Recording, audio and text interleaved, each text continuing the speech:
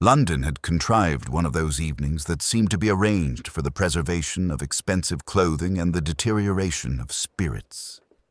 A light, uncommitted mist, the cold laying its slender fingers upon marble steps, a stripe of pale gaslight on wet pavement.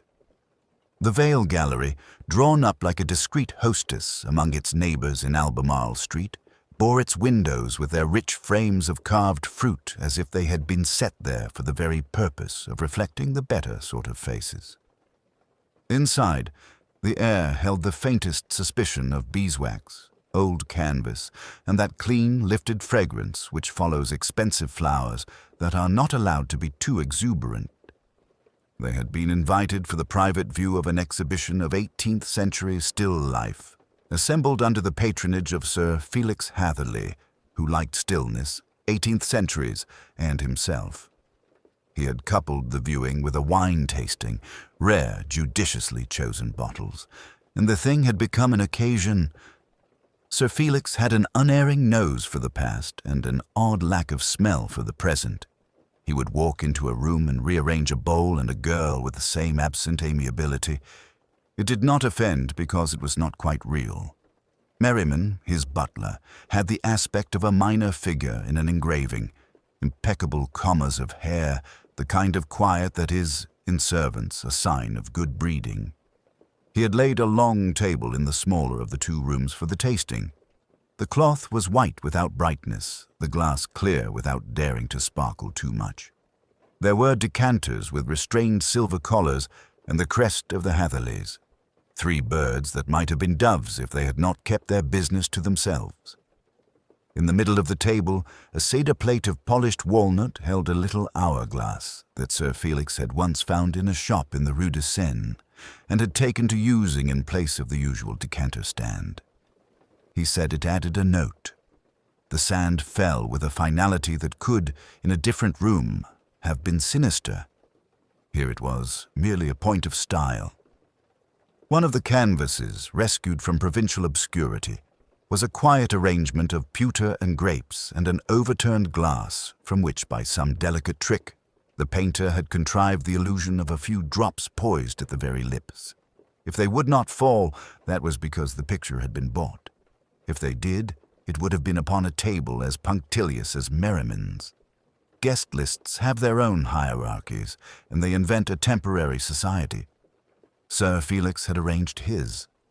There were the theatre people, Dame Sybil Hart, who in her 70s could contrive to make a quotation from Racine sound like a personal experience, and Basil Sholto, handsome, a shade too anxious to be charming, a notable Romeo who had been playing a succession of middle-aged country solicitors to applause that had the looks of pity. Dame Sybil's niece, Miss Camilla Vale, referred to by some as a debutante and by others as a presence, had been permitted to appear on the strict understanding that she would be amused and not amuse anyone else more than was seemly. She had a dress as pale as the gaslight and eyes that watched themselves watch other people, as girls will when they have been told that they are beautiful. A general was indispensable in Sir Felix's idea of right society, and General Bruton had obliged. He was one of those plain men of service who carry their authority without knowing where it is. His step, even on carpet, had a sound of gravel. He was accompanied by a woman whom he called Clara, my dear. Dr. Clara Swithin, who had written a book about French domestic interiors which had caused more jealousy than is usually permitted to furniture. Her spectacles made statements. She wore them low enough to suggest that she would not be tricked into admiring anything merely because it had a label or a price. There was, too, a picture dealer with an unctuous reverence for the past tense, a pale composer whose hand, when he spoke, seemed to be pulling threads from the air, and Mr. Emile Cram of Cram & Sons, wine merchants, who wore his black as if it were a good joke he would rather not share.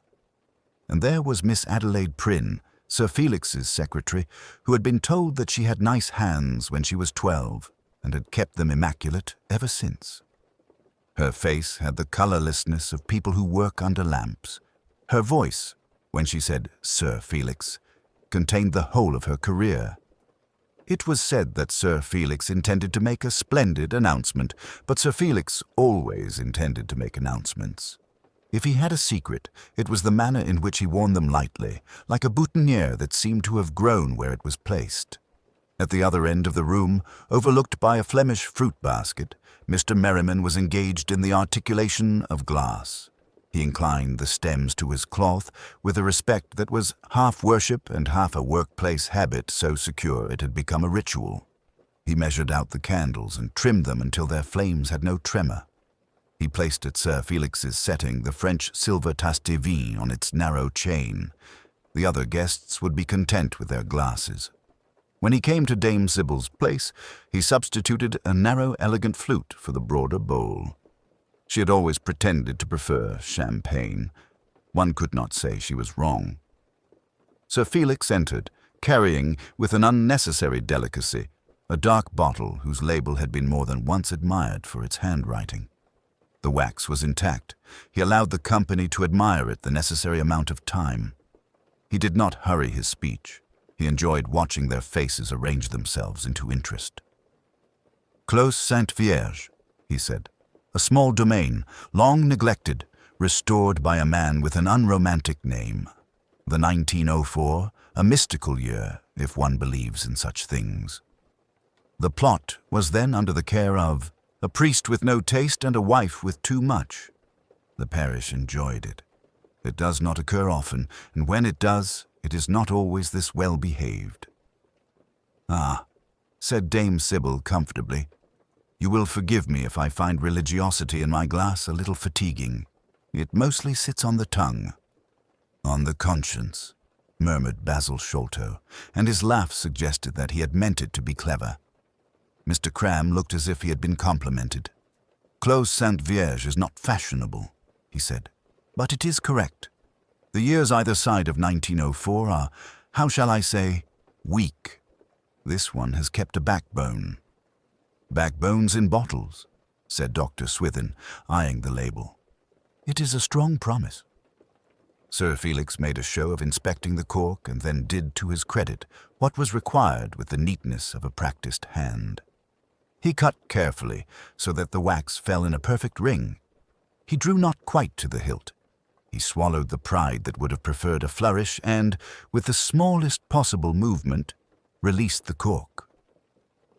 Merriman stood ready with the napkin, the little aroma method that Sir Felix had learned in Burgundy and had turned into a story. Glance, glance, breath, nod. He poured the first crimson whisper into the tasse de vin, tilted it to the light, and looked, not quite at the wine, but beyond it, as though he expected some apparition to present itself and would be disappointed if it did. He tasted and did not close his eyes. It was correct, and he wanted them to see that he knew it. "I shall be thought eccentric," he said, "if I prefer to decant it," and gestured to the hourglass. Merriman took the bottle in his quiet hands. He poured slowly. One could hear the falling of sand. The arrangement of places had been done to suggest accident. Basil Sholto found himself beside Miss Prynne. For actors, it is more dangerous to be placed next to the quiet and efficient than the famous. Dame Sybil and Dr. Swithin, two queens of different boards, faced one another with the cordiality of competent enemies. Mr. Cram had Sir Felix. General Bruton had been given Camilla, as old men with wars behind them are often given young women with dances before them. The picture dealer had no one. He was used to speaking to canvases. It was not until the second glass, Sir Felix enjoyed being measured, that the first small crack appeared. It showed itself in the way Miss Prynne's hand paused over her glass, and then was withdrawn with a certain neat decisiveness. "You do not take the wine, Miss Prynne?" Sir Felix inquired. He said it in the voice of a man who thought of health as a fault. "I am working," she said. "If I taste, I shall forget. May I take the minutes of your remarks? They are always memorable." "Take them," said Sir Felix. "They will sound foolish in the morning, but they will have had their hour."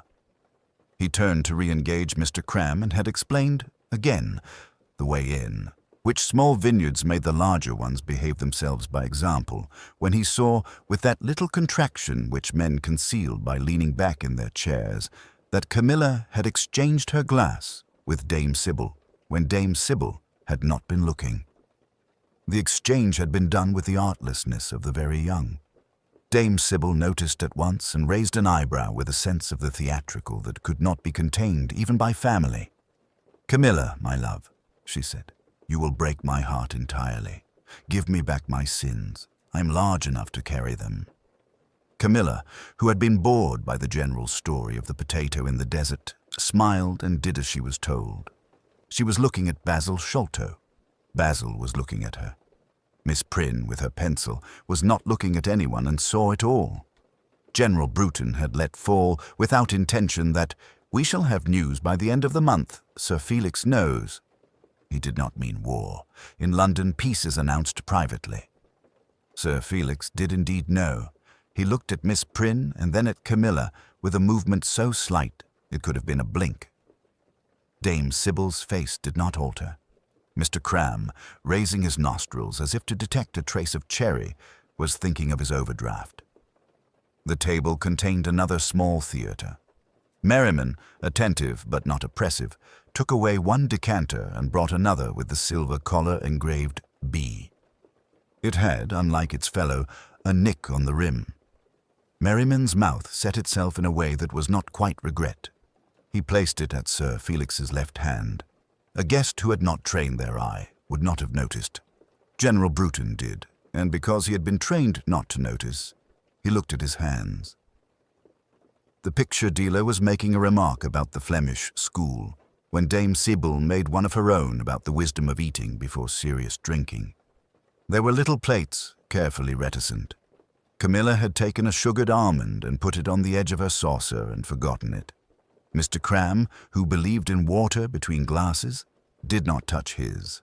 Miss Prynne, who had written down Clos Sainte Vierge, backbone, parish, priest, wife, unromantic name, underlined nothing. Her pencil moved and stopped, like a person thinking better of speech. The talk arranged itself into threads that crossed and uncrossed. Basil made an elegant remark to Dr. Swithin about beauty that had become historical. She offered him a polite annihilation that made him her friend.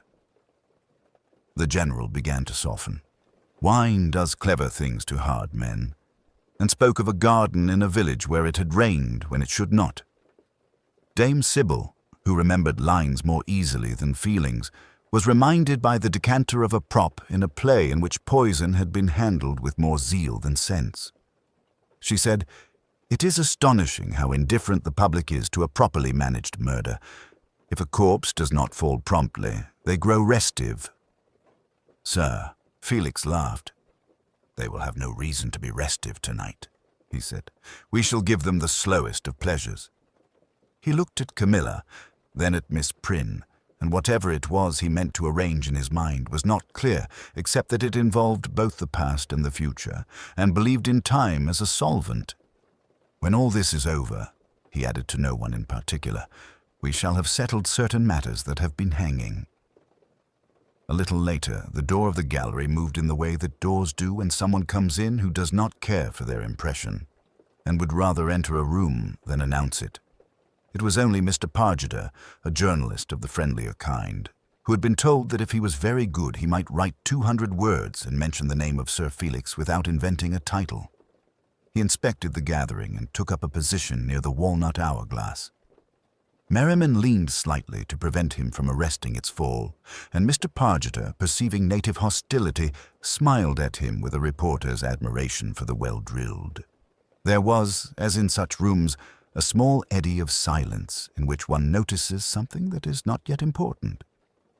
Miss Prynne, reaching for Sir Felix's notes, moved the little silver pencil attached to the Tastevin's chain as if to make space, and it clinked against the dish with a higher sound than one would have expected, as if something fragile had been touched. "Leave it," said Sir Felix mildly. "One never knows when one may wish to pretend to tell the future from the past."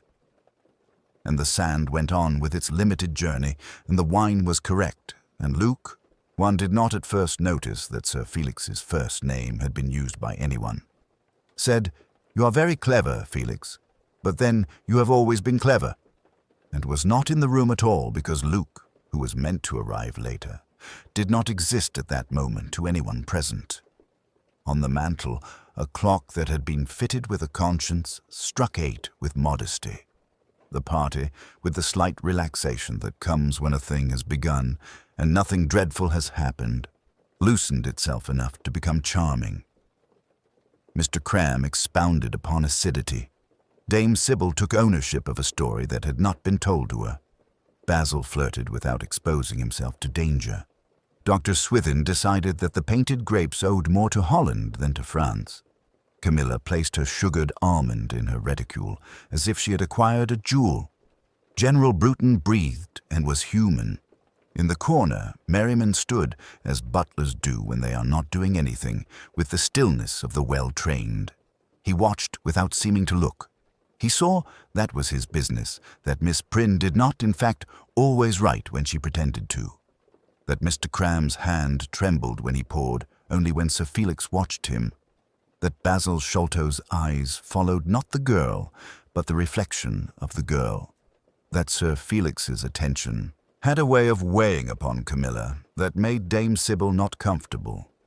He observed, too, that the nicked decanter, though placed at Sir Felix's left hand, was not the one from which Sir Felix chose to pour.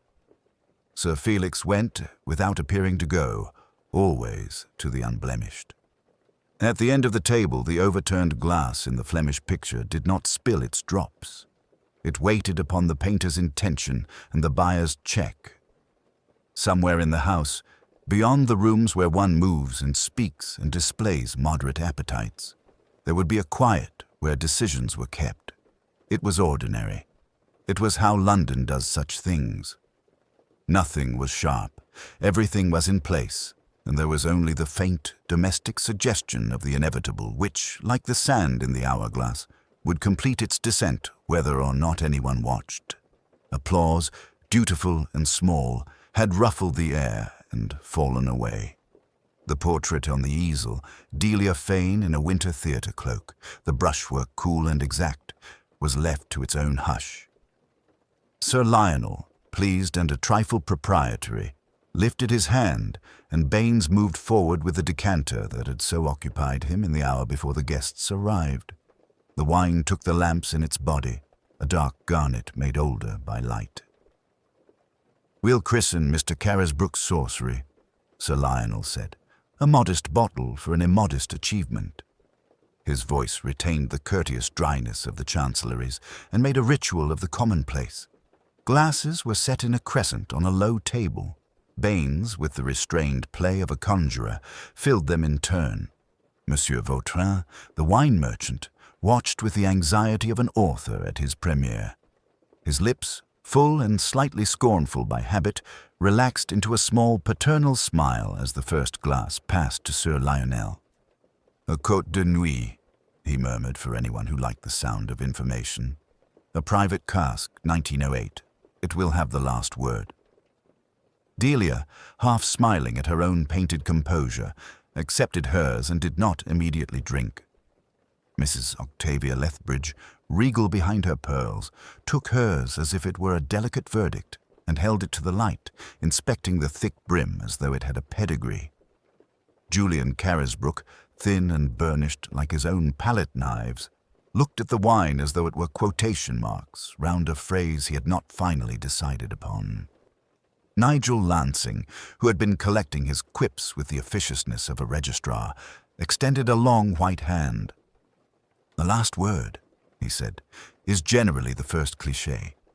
However, one must be tolerant of the dead." He glanced at Delia in a manner intended to be complimentary by inversion and raised his glass to Sir Lionel. "To your taste, sir, which is, like all institutional tastes, reassuringly conservative." Sir Lionel, who was immune to the small changes in temperature Lansing attempted, nodded at him. The room made ready to sip in that soft choreography, by which well-bred people avoid unison. There was the faint, communal lift of arms, the touch of glass to lip, the unwilling social intimacy of a shared act. Lansing drank more than the others. He had a way of drawing attention to his palate, closing his eyes as if the radiance of scent were too much for sight. He lowered the glass, opened his mouth as if to say something wittily malicious, and, instead, allowed the corner of it to slide into a shape that made Delia look away. He sat. The gesture was tidy. His hand put the glass down, carefully, as if severity were required of it, and then his other hand, which had been tucked like an adjunct to his opinion, found the arm of the chair. Conversation went on in threads. Mrs. Lethbridge asked Dr. Crow, an academic with the thoughtful inertia of certain birds, whether the cloak in the portrait was a quotation from Ingres. Carisbrook said nothing and smoked in small, controlled filaments. Vautrin beamed with a protected glow that had not yet reached his eyes. Only Anthony Gray, the young secretary, noticed that Lansing's glass, on the table's edge, began to leave a dark, humid crescent where it had rested and now tilted away from that place. "Mr. Lansing?" Lady Sybil's voice, always lower than expected, arrived at his shoulder. She was close enough to see that a worn patch of the critic's glove, that affectation of gloves indoors, lay against the wood as if it had concluded something. "Nigel." He did not answer. It was not dramatic silence. It was a neat articulation of stillness. His face, which had been the instrument of a bright cruelty, had emptied itself. Dr. Crow put down her own glass without looking, came over, and placed her fingers at his wrist. They remained there for a long moment, because she was one of those persons who pay their respects to the fact before they announce it.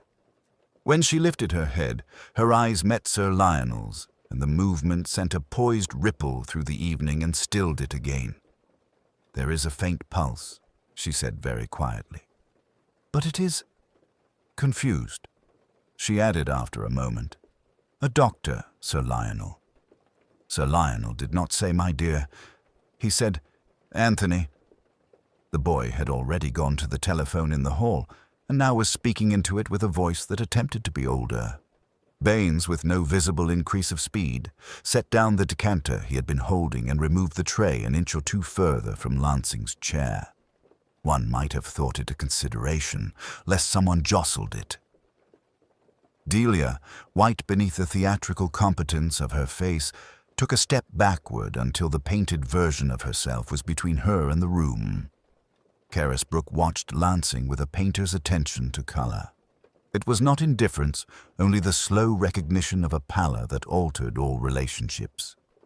Mrs. Lethbridge, who was well bred enough not to make practical suggestions, closed her fan and stood with it, folded like a rebuke against her palm.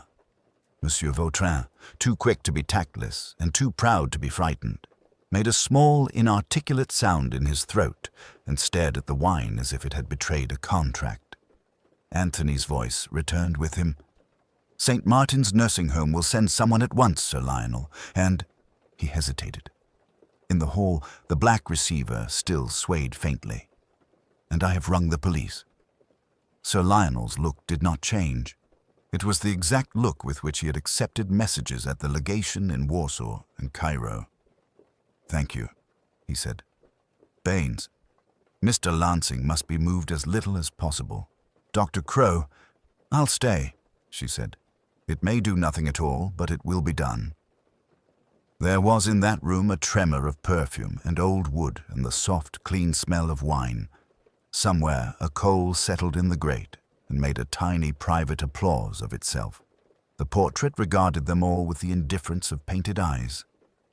Delia found that she had placed her glass on the top of the piano and could not remember doing so. Baines, after a minimal glance at Lady Sybil, drew the curtains more closely. It was an ordinary act that carried the weight of ceremony. Then he bent and, with the practice of a man to whom objects have standing, took up Nigel Lansing's glass by the stem and set it back upon the tray he had retreated with. His handkerchief made a small white square in his other hand. He did not use it. No one spoke of what they were all beginning, with the tidy horror of the well-brought-up, to think. The house altered by a degree, as if the winter air beyond the panes had pressed its forehead to the glass. Sir Lionel stood with his palm on the mantelpiece, not leaning, and watched the room as if distance might be impartiality. Somewhere beneath the politeness and the medical phrases and the efficient young man at the telephone, there crept the idea that had no place among pictures and old bottles. It was, nonetheless, finding one. Inspector Alleyn came into Sir Lionel's drawing-room as one might enter a chapel where a minor service has been interrupted by weather. The hush was orderly rather than frightened.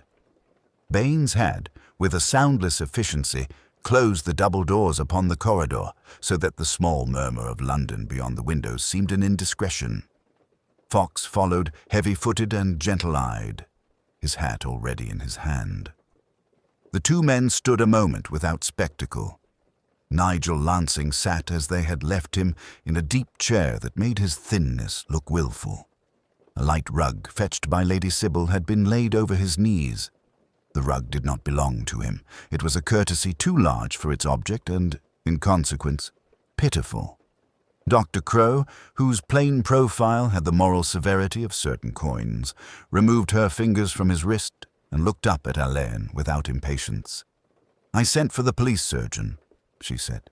"Mr. Lansing has ceased to breathe." Alleyn inclined his head. "Thank you." He did not go straight to the body. He moved along the periphery, looking first at the room. Light from shaded lamps collected in pools on the Persian rug, on the silver of a salver, on the cool forehead of Delia Fane, painted in her winter cloak. The portrait had taken the room into its charge. It made each person an accessory. Sir Lionel, beside the hearth, stood with a kind of ambassadorial resignation. He had in his hands the pose of someone who has already written the letter he must send. Lady Sybil, small and beautifully exact in her black, sat very upright, her hands folded, and all the colour gone from her mouth. Anthony Gray, the secretary, remained near the low table with the glasses. He had positioned himself as if he were defending a frontier. Vautrin's full lips were compressed on their own importance. Mrs. Lethbridge had arranged her pearls to lie rather than fall. Carisbrook, a little apart, smoked without exhale, his cigarette growing to a ridiculous length. Baines, beyond the arc of light, waited. He was one of those men who have made obedience a philosophy. Alleyn noted him with an inward assent. The man had the most delicate hands in the room. "Let nothing be disturbed, if you please," Alleyn said, not raising his voice. "Mr. Fox?" Fox moved to the long table where the wine had been placed. The decanter, stoppered, showed its dark residuum. On the silver salver there was a ring of slow wine, a single drop arrested. There were 8 glasses. They had not been set back. They stood as behavior had left them, some nearly full, some with a lacquer of wine clinging to their inner curve. One, closest to the chair, more generous in its emptiness. The rim of this last glass bore the faintest thumbnail-shaped scuff on the outer edge. A glove had touched it, or a ring. Alleyn put his hands in his pockets. He turned back at last to the chair. Lansing's head had fallen a thought to the right, as if he were overhearing the most amusing thing anyone had ever said. His gloves, grey kid, remained on his hands. On the forefinger of the right there was a rubbed place, clean of patina, as if some small friction had recurred at that point all evening. The mouth was slightly open. It had lost its readiness without acquiring repose. "Dr. Crow," Alleyn said, "you were with him at the end." "I came at once when Lady Sybil spoke his name. There was a pulse and then none," she replied. "He did not struggle. There was no—" She stopped, aware of her audience. "No movement." "Pain?" Alleyn inquired. "Possibly," she said, and after a measured pause, "or a kind of astonishment." Alleyn stepped aside to allow Fox to make his few necessary notations. He himself attended to the small geography of things, the placement of the chairs, the relationship between the easel and the circle of guests, the path from the drinks table to the hearth. A thin thread of ash from Carisbrook's cigarette lay unbroken on the rug. The painter had not moved since its formation. The decanter's stopper, a heavy glass tulip, rested not on the center of the salver but an inch to the right of it, creating an asymmetry Baines would never have permitted unless it had been interrupted. "Mr. Gray," Alleyn said, as if he had asked it before. "The surgeon?" "In the library, sir. He asked—" The young man swallowed. "He asked not to disturb the company until you had seen—until—" "Quite right, thank you." Alleyn's gaze, moving past Gray, touched Vautrin. The wine merchant's glossy eyes refused to be caught. "And you are Monsieur Vautrin?" "I am," Vautrin said with the faintest bow. "It was my privilege to procure the bottle, a private cask. It has an unblemished provenance." Alleyn accepted this as information of the weather. He looked at the easel again. Delia Fane, painted in a cloak whose grey had more life in it than most flesh, watched the room with a look that suggested patience under praise. The live Delia sat opposite, hands laced, face blandly attentive, as if she had been trained not to betray the effort. She looked at the portrait. She did not look at Lansing. "Sir Lionel," Alleyn said, and now he went to him. "We shall have to ask you for a little inconvenience. The room must remain as it is for the present. Your guests will be kind enough not to leave without seeing me. Mr. Baines will attend to anything essential." "Inspector," Sir Lionel returned in his dry courtesy, "this is your room until you relinquish it." "Thank you. Mr. Baines?" "Sir?" The butler's deep discretion was a voice. "Would you be so good as to open a window an inch? Slowly, and perhaps remove no one's glass." "Very good, sir." The faintest taste of Bloomsbury night came in. It made the wine more articulate. Alleyn, who had not touched anything, stood where Lansing's eyes, at their odd angle, might have caught him. There was, he thought, something too neat in the sequence of events. The ritual toast, the critic's performance of a palate, the tidy crumple into stillness. The neatness was not life's. He filed the notion away, with several others that did not yet ask to be used. "Fox," he said, as if remarking on a picture, "you notice the crescents on the table." Fox grunted assent. There were two near Lansing's place. One deeper, one lighter, and a fraction displaced, as if a glass had been set down, then set down again beside itself. Alleyn turned, smiling slightly and without comfort, to the company. "If you will forgive me, I shall have a word with the surgeon in the library. We will try not to trouble anyone unnecessarily. In the meantime, please, sit where you are. Do not fret about saying things. We shall have plenty of time for that presently." It was all he asked of them then. He left by the door Baines held, and the hush, which had briefly assembled itself around him, settled back. Alleyn chose not the library with its leathered solemnities, but Sir Lionel's smaller morning room, a place of quiet furniture and practical light. It put people at their ease, or at least invited them to think they were keeping command of themselves. Fox stationed himself in the passage with a look that discouraged bustle. The door remained obligingly ajar. Sir Lionel came first, a diplomat arriving at a difficult luncheon. He stood rather than sat, as if a chair would concede too much to circumstance. "The bottle?" Alleyn asked conversationally. "Brought by Monsieur Vautrin shortly after 7. It had some little flourish. Wax, a quaint seal, more theatre than my taste requires." Baines decanted it under Vautrin's eye. The guests arrived in intervals. The toast was at 9:15. "Mr. Lansing?" Late by a quarter hour, with apologies that were not apologies. He drank, made to speak, and collapsed. If there is a narrative, it is mercifully brief. "Any quarrels beforehand?" Sir Lionel looked past Alleyn at the small clock on the mantel, as if the answer might be hiding in its face. No raised voices. Mr. Lansing preferred his malice in pianissimo. He had praised Julian's colour with an air that suggested he meant its opposite. He was particularly attentive to my daughter. "Miss Fane?" Alleyn said gently. Sir Lionel inclined his head the merest degree. "Delia is well armed, but even an armourer may mislay a rivet."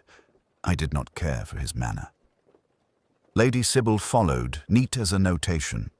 She sat, folded her gloves in her lap, and regarded Alleyn with intelligent, moderate dislike for this necessity. "You called Mr. Lansing's name when he did not respond." "I did." His face altered in a way that was indecorous, so unnatural that one forgets to be frightened. She paused. He had been wearing those absurd gloves. He would not remove them even to drink. He said he had ink to protect, as if wickedness were a stainable commodity. "Had you any indication of enmity?" Alleyn asked. "Indication? Inspector, Mr. Lansing was a man who spread enmity as other men spread marmalade. He had been hinting, quite openly really, that Delia's name would make a neat paragraph with one of his little revelations. He believed himself immune to doors being shut in his face. In that, he was often correct. Julian Carisbrooke came with the look of a man who has already rehearsed his part and despairs of improving it. He adjusted a paper knife that did not need adjusting. "Mr. Lansing had reviewed you before?" Alleyn said. "Many times. He prided himself on the cruelty of correct adjectives. I have survived them," Carisbrooke replied, as if the survival had been aesthetic rather than personal. He admired the portrait. That was ominous. "You were near the table when the wine was poured?" Carisbrooke's eyes moved, fractionally, toward the doorway. "No more than anyone. Baines officiated." Monsieur Vautrin hovered. "I smoked by the window. I have the ash to prove it. And if you intend to ask, yes. Of course, I disliked Lansing. It is not, I hope, an original confession." Monsieur Vautrin came in with a careful blend of dignity and grievance. His hands were expressive, long fingers that would have done well upon a violin. "I deplore what has happened," he began, preempting accusation. "But my wine is not a poisoner. The bottle was perfect. My wax, my seal, broken in your host's presence. The bouquet, it was a little miracle." "Between the breaking of the seal and the pouring," Alleyn said mildly, "was the bottle ever out of your sight?" Vautrin hesitated, affronted by the presumption and the memory alike. Baines carried it to the sideboard to breathe. "I was, 2 steps away, speaking with Lady Sybil about the year. I did not remove my eyes for more than a moment. It was a crowded moment. Mrs. Octavia Lethbridge installed herself with the air of a chair that had been brought in for the purpose. Her pearls kept their small counsel. "Mr. Lansing drank generously," she said, before being asked. "He liked to be seen to enjoy things. It gave him a vantage point for disliking them later. Delia barely touched hers. Sensible girl. I do not advise theatrical young women to drink at their own unveilings. It gives men ideas." "Did you notice anything odd in the service?" Alleyn asked. "I noticed what I always notice. That Baines performs like a metronome. He poured in rotation. He would have poured in his sleep. If he made a mistake, it is because we have entered a world in which metronomes are fallible. I cannot recommend it." Dr. Mabel Crowe declined a chair and stood angled to the light, as if diagnosing it. "You saw his face at the end," Alleyn said. "Yes." The muscles behaved as if a message had arrived and could not be read. There was no thrashing. If you ask whether it looked like a cardiac event, not precisely. But I am not your Pemberton. "His gloves?" Alleyn asked. "They were a nuisance," Dr. Crowe replied. "He fussed with them. I should have liked to tell him to take them off, but one cannot instruct grown men at other people's parties. He touched the rim of his glass just before he drank, with a small stiffness of the right forefinger. I noticed because it was fussy." Anthony Gray stood as if ready to be dismissed, then was surprised to find he was to be addressed. His youth produced candor in patches. "I set out the coasters earlier," he said. "Baines rearranged, naturally. He prefers symmetry." Mr. Lansing took the glass nearest his hand rather than the one Baines meant for him. It was his manner to assert small privileges. "You disliked him," Alleyn said. "I despised him," Anthony corrected, flushing. He made Miss Fane uncomfortable and thought it wit. "I dislike people who play cat's cradle with other people's nerves." "Did you touch the decanter?" Alleyn's tone was not accusing. "No, sir, I wouldn't. Baines minds those things, and anyway, one does not intercede between Baines and ritual. Not twice." Alleyn let him go. The morning room, with its small, decent light, resumed its private business of illuminating nothing in particular. Across the passage, Baines waited, discreet and inevitable, as if he had been standing there since the house was first furnished. Alleyn looked at his watch, then at the quiet mechanism of the household that had turned, tonight, upon an unexpected pin. He had spoken with the principals. It was time, he thought, to inquire of the metronome. Alleyn allowed the drawing-room to recover some of its surface equilibrium. Dr. Pemberton had completed his preliminary attentions and retired with Fox to arrange for the removal of the body when it became proper. Sir Lionel stood in a manner that suggested he had once seen off a coup with the same immobility. Conversation had arranged itself in low, reasonable tones, people speaking as if to prove that language continued to exist. Alleyn used this interval to slip, with a murmur to Sir Lionel, into the narrow passage that led towards the service quarters. The pantry had that discreet brightness peculiar to well-run houses. White sink, a gleam of silver, a clock that expressed time without insisting upon it. Baines stood as if he had been standing so for some minutes before Allen's arrival, hands correctly at ease, the stillness of a man who does not require motion to express deference. "Mr. Baines," Alleyn said, "forgive me. You'll have had a disconcerting evening." Baines inclined his head. "It is regrettable, sir. You served the wine. I'd be grateful if you would tell me, in your own way, how the service was intended and how it was carried out." "There is ordinarily no difference," Baines replied, after the smallest pause that acknowledged the nature of the question. "Sir Lionel prefers to have wine of quality decanted an hour before it is required. The decanter is rinsed, dried, aired, and the wine poured upon a light held behind the shoulder. The stopper is set aside, and a fine mesh placed over the mouth. The decanter is then brought to the drawing-room shortly before the moment, where it stands on a salver. At the signal, the glasses are filled." Each sentence had the polished economy of a liturgy. "And this evening, sir, Monsieur Vautrin brought a bottle which he himself had retained in his possession. He asked that I decant it under his eye. I did so. He was particular. It was not an inconvenience." Baines's tone made of such particularity a mild eccentricity that a well-trained butler accommodates as he accommodates the weather. The decanter was then set in the drawing-room upon the salver. I placed the stopper to the left of it. Alleyn's glance flicked to the clock, returned to Baines's expressionless face. "And then?" "There was a request," Baines said. "Her ladyship desired a glass of water. Mrs. Lethbridge wished for a cushion. Madame Fane asked for a pin, silver. I keep the small tray for such emergencies. I attended." "And when you returned?" "The stopper, sir, was no longer where I had placed it." He offered this without emphasis. "It rested to the right." "You would be sure." "I am particular, sir," Baines said with no pride and no apology. "Was anyone near the table?" "I could not say precisely. The company were arranged about the room. Mr. Lansing was standing by the low table at one point." A fractional pause. He had his gloves on. Alleyn let the silence receive this, and then, as if it were an afterthought, "Mr. Lansing expressed a preference about his glass, perhaps." Baines' eyes, which had contained nothing, held for the fraction of a second the shadow of a decision. "Mr. Lansing, sir, has on a previous occasion remarked upon the thickness of rims. He considers them, I believe, provincial. This evening he took of his own accord the more delicate vessel that Madame generally favors. I had intended to correct it, but Sir Lionel spoke, and it would have caused an appearance. Very proper." Alleyn's tone was approving. No one else expressed any peculiar taste. Madame did not drink at first.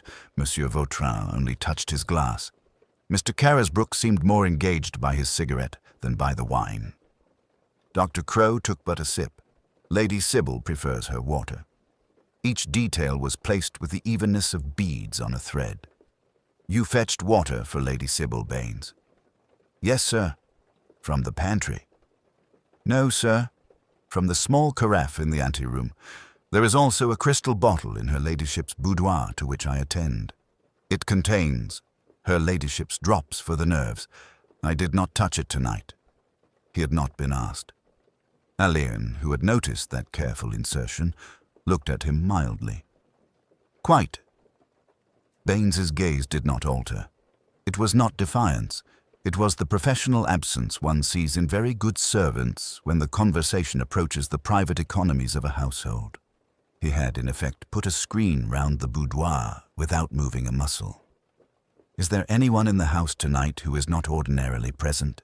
Alleyn asked. The housemaid, Ellen, was given her evening. She returned early when Dr. Pemberton's car was heard. "The cook is downstairs. Mr. Gray," a small acknowledgment that the young secretary did not, strictly speaking, belong to the servants' hierarchy, "used the telephone in the back hall shortly before the company was seated." "To telephone whom?" "I could not say, sir." He spoke in a low tone. The call was short. Alleyn nodded. "You have done very properly, Baines. One thing more. May I see the keys?" Baines opened a drawer and produced on a black ribbon a flat key ring. "Cellarette, plate safe, wine bin. Sir Lionel keeps the study keys." Alleyn took them, not to examine so much as to weigh the habit that had formed them. "They are always upon you?" "While I am in attendance, sir." "And the decanter, when not in use, remains in the pantry?" "In the lower cupboard, sir. I inspect the glass for blemish after service. It is my habit." "Tonight you have not done so?" "No, sir."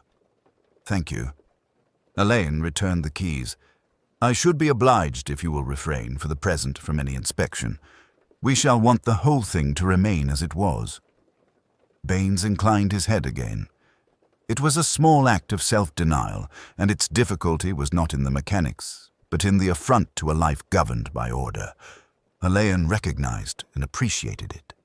He asked then for Anthony Gray, who came in with a guarded brightness that often passes for candor in the young.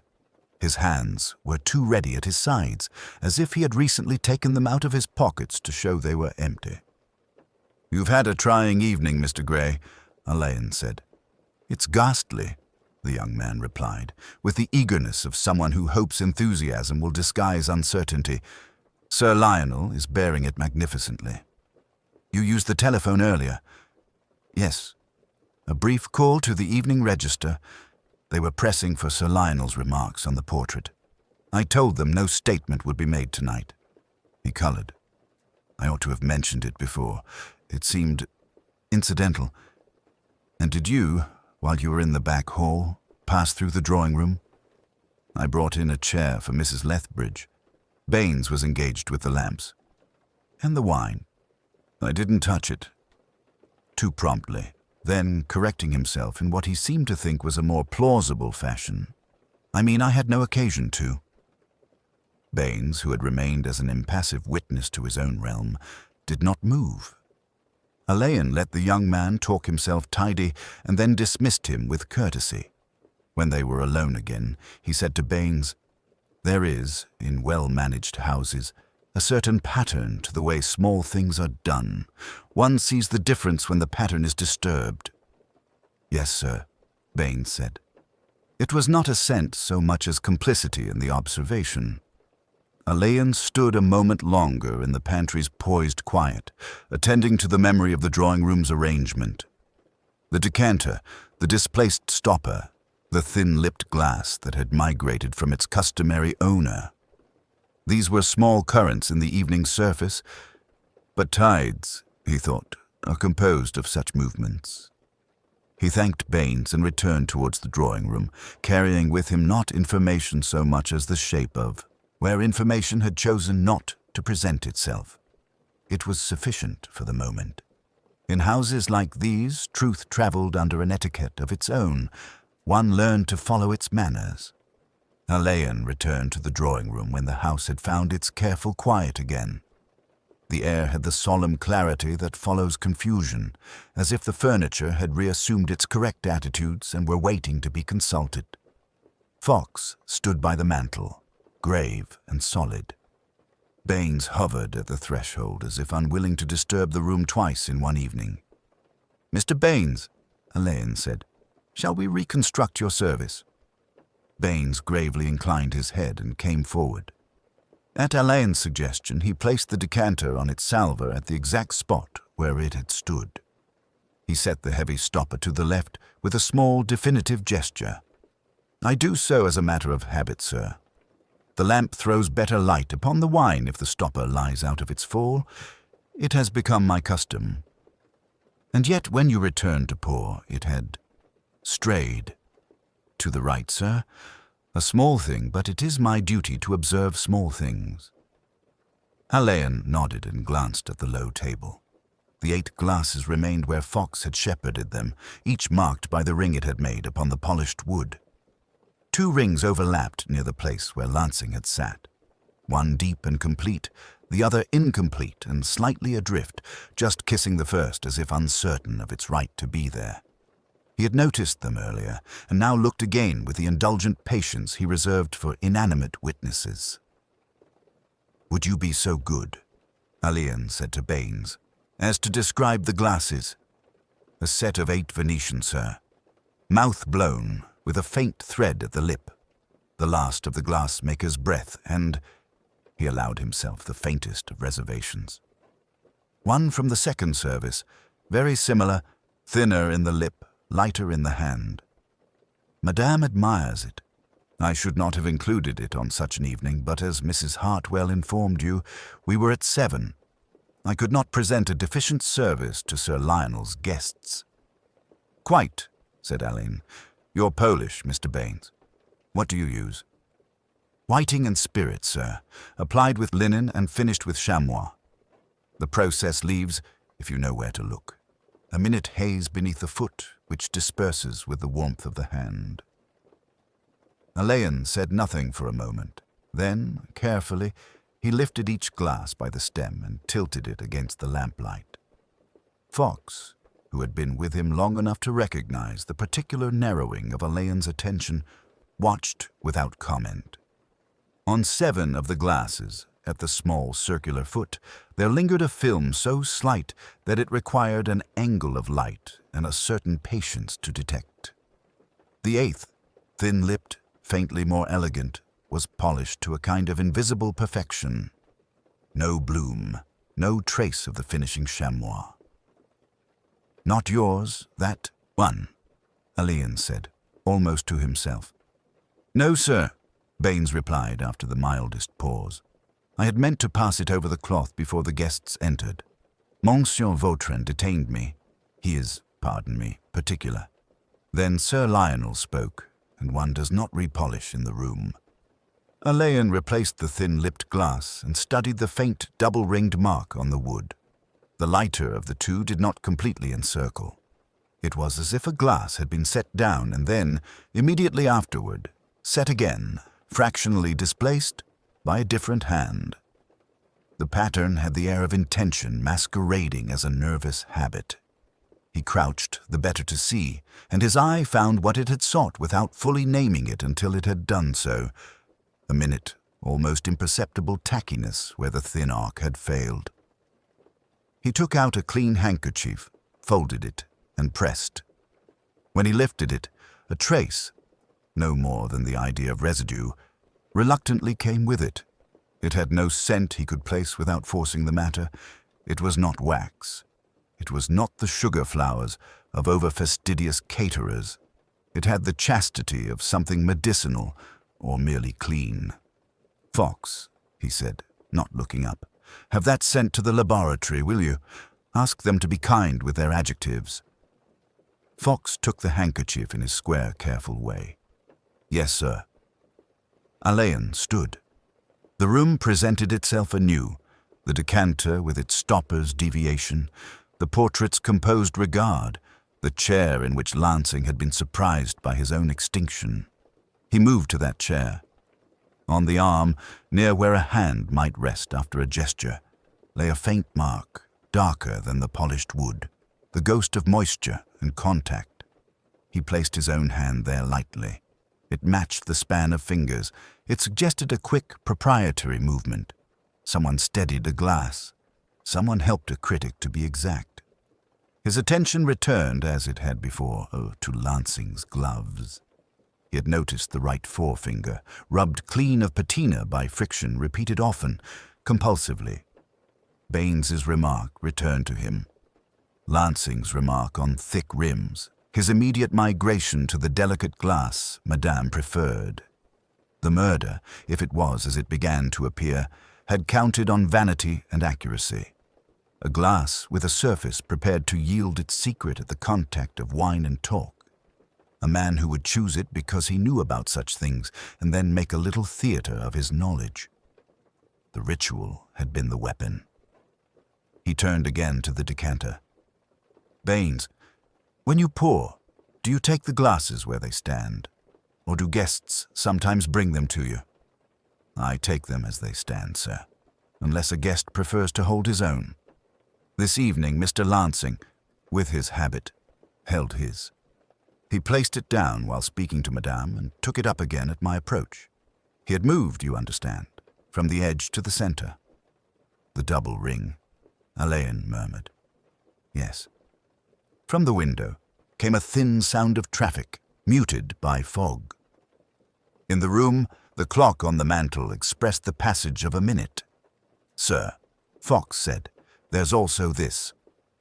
He indicated the silver salver. Its surface bore a faint smear beyond the circle where the decanter sat, an oval that suggested the stopper had been lifted and, before being set to the right, had touched the salver in transit. The smear was not on the left. "Could be nothing," Fox added, "or someone with a careful hand and a small hurry." Alleyn's thought settled, not so much to a conclusion as to a quiet configuration of possibilities. The thing had been arranged not with panache, but with correctness. Someone knew Baines's habits and the house's manners. Someone had contrived the introduction of a particular glass and then allowed Nigel Lansing to choose it of his own infallible instinct. The thin-lipped vessel, the displaced stopper, the double ring, the immaculate polish, all the tiny betrayals of a ritual fractured.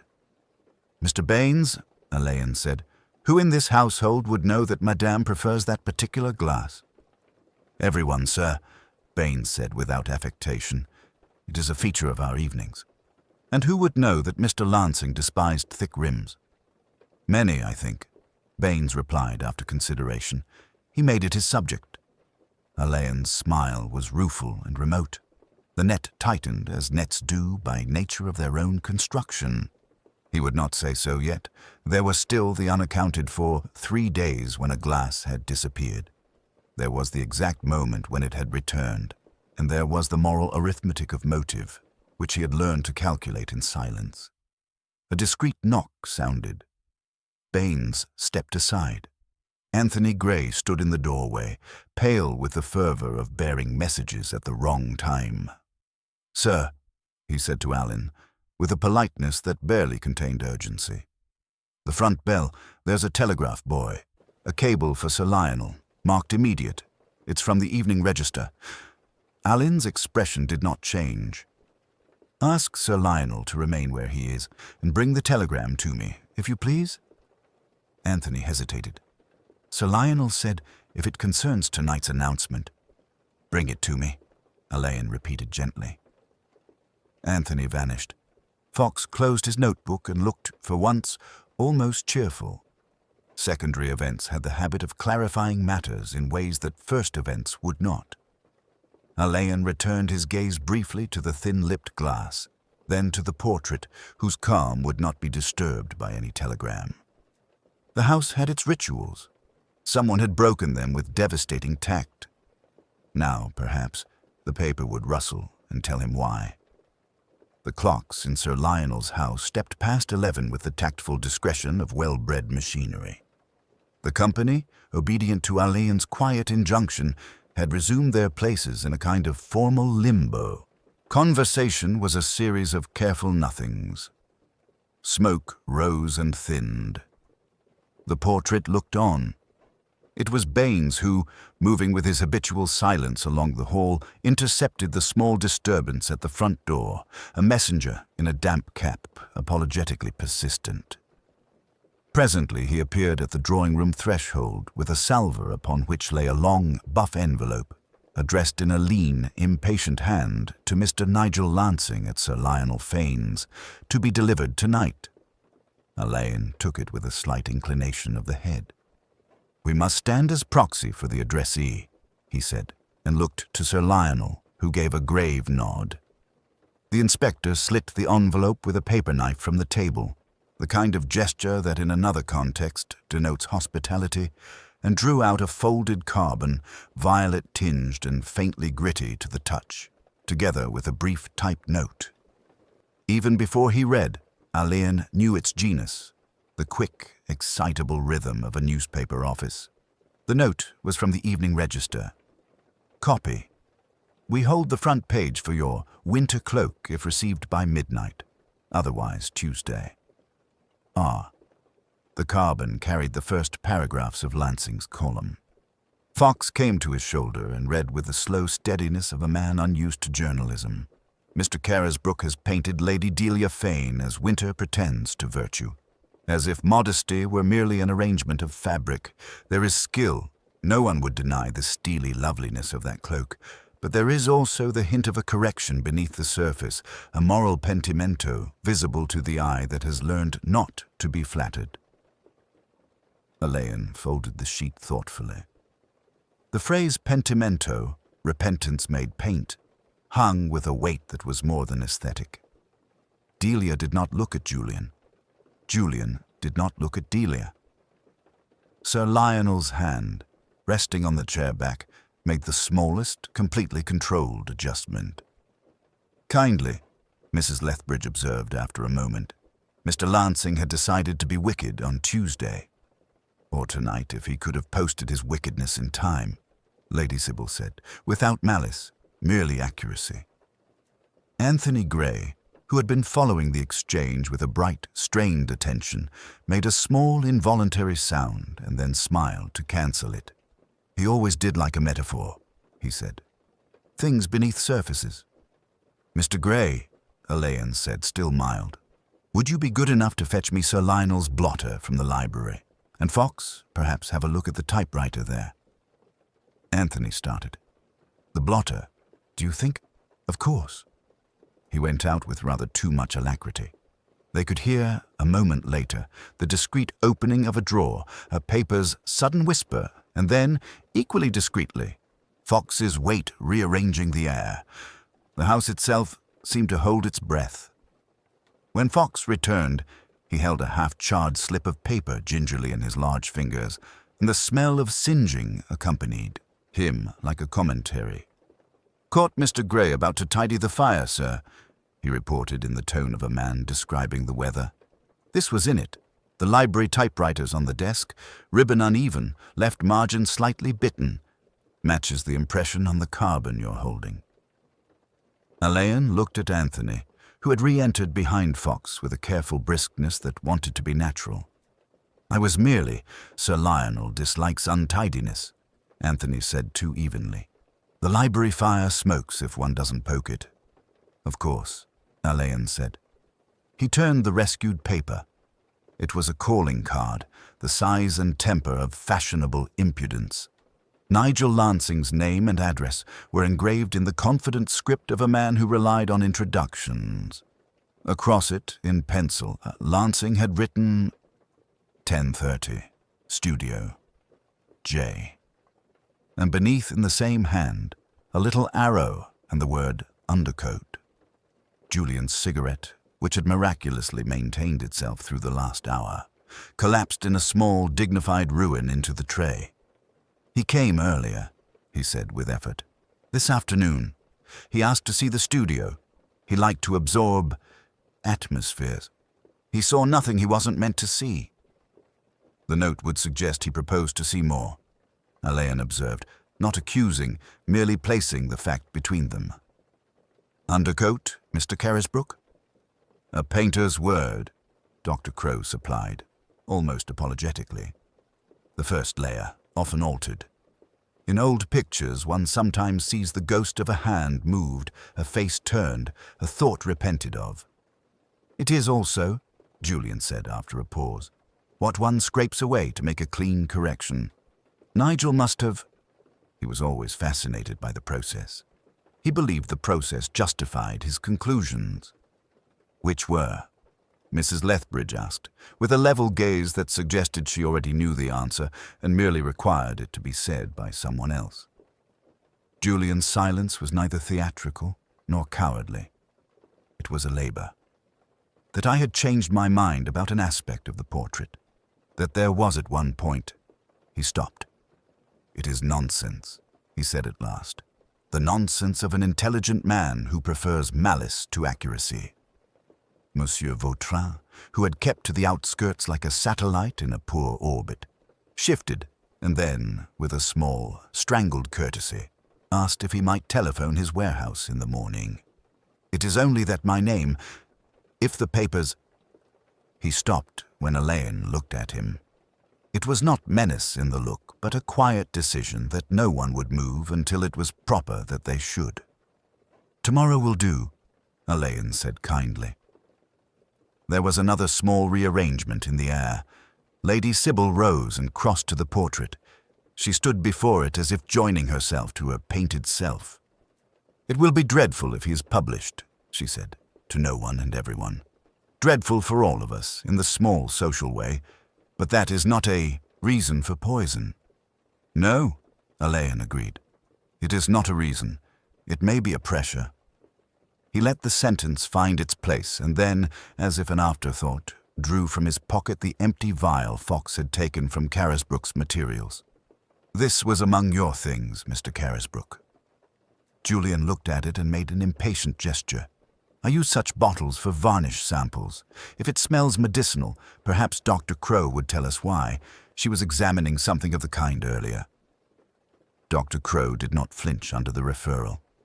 "I was looking, out of scholarly curiosity, at the consistency of certain gums," she said. "I returned the bottle where I found it." The house continued its peculiarly calm panic. Alleyn allowed it to play itself out. He was conscious of two impressions settling quietly: that Lansing had planned a small private drama to follow the public toast, and that someone, within the circle of these measured voices, had anticipated him, redirecting his talent for exposure back upon himself. Fox touched his sleeve. "One more thing, sir. The decanter, there's a crest etched very faint beneath the base. Old service. But on the stopper's underside, there's the tiniest smear, like something dried. You can feel it with a fingernail, though you can't see it unless the light is right. Keep it," Alleyn said. "We shall ask the lab to coax it into speech." A small, unremarkable gust from the chimney stirred the ashes in the library grate and carried, like a whisper, a fragment of the charred card back onto the hearthrug. Undercoat. The word seemed to hover of its own accord, exact and unhelpful. The balance of the evening had shifted. Not loudly, not even audibly, but it had shifted. Lansing's projected column, the penciled appointment, the smear beneath the stopper, each a soft weight added to the scale.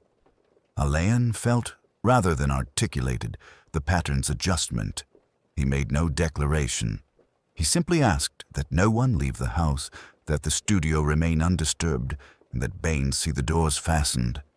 When he looked back, the portrait's winter cloak had become, in that uncertain lamplight, a little darker, as if paint, like truth, deepened when stared at too long.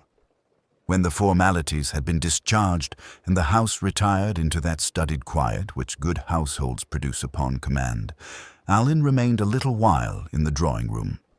It had the composed look of a stage set between acts, the lamps steady, the portrait imperturbable, the low table exact as a diagram of behavior. Fawkes withdrew to telephone the yard. Baines, at a distance, arranged the curtains so that night pressed with civility against the panes, and not with curiosity. Alleyn stood before the portrait as one might before a document whose meaning was not yet for public reading. Carisbrooke, he thought, had painted not beauty, which was obvious, but a theory about it. Delia Fane in winter cloth, the folds thoughtful and controlled, the line of the mouth not without courage. The left hand, half emergent from the cloak, displayed no jewelry. It was a painter's decision. One does not crowd the eye with too many points of brilliance. And yet there was a suggestion, perhaps only the lamplight inventing a history, to the paint in that region. A faint unevenness beneath the glaze, as if something once lay there and had been persuaded, delicately, to retire. Pentimento, Lansing's word, tossed so casually into his column and now lying with the weight of prophecy. Undercoat. The critic had been to the studio at 10:30. He had made his notes. He had come tonight with the smug suppression of a man who believed himself on the very brink of vindication. What, then, had he intended to uncover? Not an artistic fraud.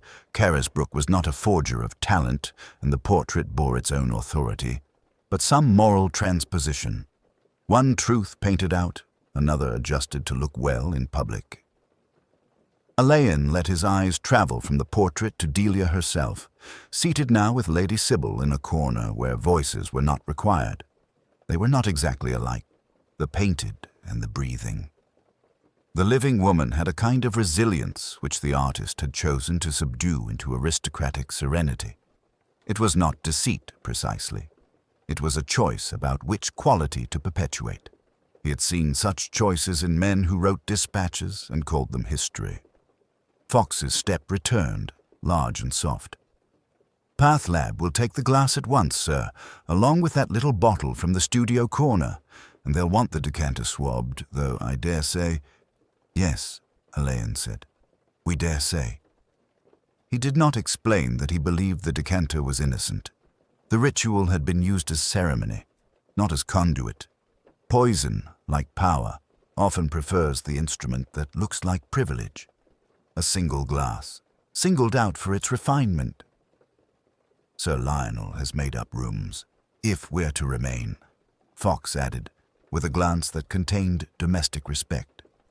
"And I told them to keep the servants close by and quiet." "Quite right." Alleyn's gaze returned to the low table. The double ring marks near Lansing's chair told their story without embroidery. A glass set down, then set down again, not quite in the same place, perhaps by a different hand. The stopper's journey from left to right was the gesture of someone who used small movements as cover for a larger intention. And Baines's neat litany of habit presented, by its very neatness, the slightest of margins in which another could work.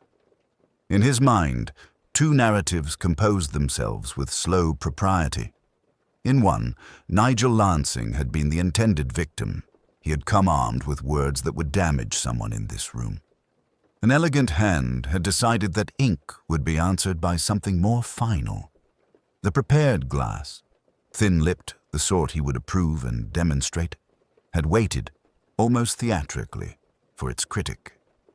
In the second, the glass was meant for Delia. The delicate vessel, commonly attributed by those who were not actually present when she chose, to feminine preference, had been placed where it would be put into her hand without comment. Lansing, greedy for the moment, had appropriated it, as he appropriated so many things with his talk. In that telling, the dead man was not the target, but an accident of taste. Between these two stories lay character. The first required calculation and a close reading of the victim's vanities. The second, a knowledge of household myth and a willingness to risk the dreadful untidiness of chance. Which of them fitted the author? Carisbrook had the temperament to resent exposure and the proximity to provide means. His studio had yielded a small bottle with an unwholesome whisper to it. Delia had motive if there were indeed an old indiscretion being coaxed into daylight, but not, Alleyn thought, the coolness for this particular contrivance. Sir Lionel possessed both coolness and motive of a different order, the reputational contagion of scandal, but he carried it with the stiffness of a man trained to use proper channels. Lady Sybil's protectiveness was marked, but her weapon was influence, not chemistry. Mrs. Lethbridge would annihilate a faux pas at 100 yards, but poison was not her idiom. Dr. Crowe had the books, the caution, and the habit of careful thought. Anthony Gray had the nervous agility of youth and the unconsidered access that comes with being useful. Monsieur Vautrin had anxiety and pride, but his sphere was the bottle, not the glass. He crossed to the fire. "Fox, tomorrow we'll have the studio, quietly, before the daylight is too clean. Ask for the key now and keep it, and have someone look at the gardens at first light. If there's foxglove, the gardener will know who insisted on its placement and who admired it. It is a plant that draws comment." Fox nodded. "And the chemist's, sir?" "Yes. Quiet inquiries. If anyone has sought digitalis in the last fortnight, there will be a name to it. We needn't trumpet our interest." He felt, rather than saw, Lady Sybil approach. "Inspector," she said, low so as not to wake the air, "if I were to tell you that some things are better left considered, would you think me heartless?" "I should consider you experienced," Alleyn said, not unkindly. She studied the portrait.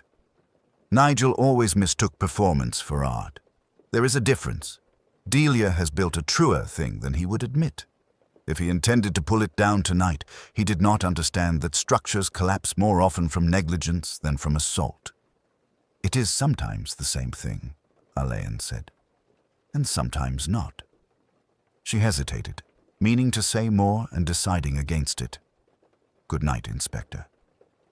When she was gone, he stood for a time with a sense of dust finding its level. He had not. Proof. He did not yet even have the comfort of probability, but he knew now where to look, in the interval between habit and assumption, in the space where ritual becomes convenience, and in the older, more delicate region where a public figure had been painted over an earlier self. He would ask Carisbrook in the morning, gently, about his underpaint. He would ask Delia whether there had ever been a ring, a talisman, a small emblem that belonged to a different season of her life. He would ask Anthony Gray to describe again his choreographies in the half-lit hour before the toast. And he would watch Baines, not as suspect, but as litmus. The butler's silences often changed color in the presence of a lie. Fox cleared his throat with tact. "Shall I sit up, sir?" "No. Sleep a little. We may need patience more than energy tomorrow." He turned down the lamps himself until the portrait seemed to recede into its own winter, the gleam upon the painted cloak like frost. In houses such as this, truth did not kick doors. It waited in corridors and looked with interest at the etiquette of entrances. Alleyn went out softly, with the feeling that in the morning, under a more honest light, the layers would show through. The house had taken on that grave poise which follows a night of disorder. Lamps turned low, carpets seeming to hold sound rather than return it, the air faintly scented with extinguished candles and the ghost of good wine. Alleyn asked Lady Sybil, with a courteous murmur, if he might speak with Lady Delia alone for a few minutes.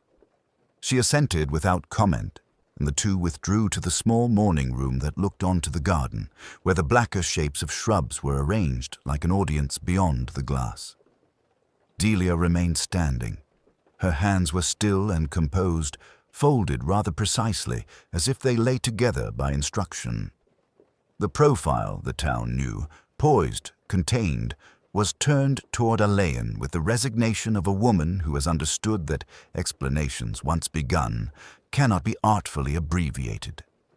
"Inspector," she said, and the voice carried that soft, stage-trained clarity which makes statements sound more truthful than perhaps they feel. "You think Nigel was killed because of the portrait?" "I think," Alleyn said, "that Mr. Lansing believed he had discovered in it a kind of moral archaeology. He intended to publish. You will know in what direction that publication would have pointed." She did not reply at once. A clock somewhere made a discreet admission of time passing. "The winter cloak was not always there," she said at last. "Mr. Carisbrook began with another idea. I sat in a gown, something from my earlier life, which he said made a truthful counterpoint to this one. It was a pretty conceit. It became less pretty. Sir Lionel disliked it, not because it displeased him as a husband, he is not ungenerous, but because it seemed to him an unnecessary invitation to vulgar inference. And you? There is a difference," she said, and a small wry smile touched her mouth, "between remembering and being made to explain. The cloak concealed nothing that mattered, Inspector, or, if it did conceal something, it concealed only the appetite of those who wished to look too hard." "The payments," Alleyn said gently. "Your solicitor thinks Mr. Lansing sniffed at those as well." She looked at him then, directly. "No scandal there, only a kindness done clumsily. Money was required, by someone who could not ask publicly. I asked. Sir Lionel obliged. If that reads as corruption in Nigel's vocabulary, then the language is at fault, not the act. It was not to Mr. Carisbrook." "Not to Mr. Carisbrook," Alleyn repeated, as if cataloguing the denial rather than testing it. "Forgive the intrusion. I must learn to distinguish rumor from use. Mr. Lansing visited the studio this afternoon." "He told me he had," she said, and a brief tiredness showed itself. "He came to make sure of his malice. He liked to be exact when he was cruel." "Did you tell anyone that the delicate glass is not your habit?" "No. Why should I? Mr. Lansing liked to choose superior things. He made a point of it. If one wished to guide his hand, one had only to give him an opportunity to be discriminating." Alleyn let that settle. "Lady Delia, I will ask you one more question, and it is almost impertinent. Do you think anyone in this house would kill for you?" She turned her head away, not in theatrical refusal, but with the small human movement of someone who will not be seen answering.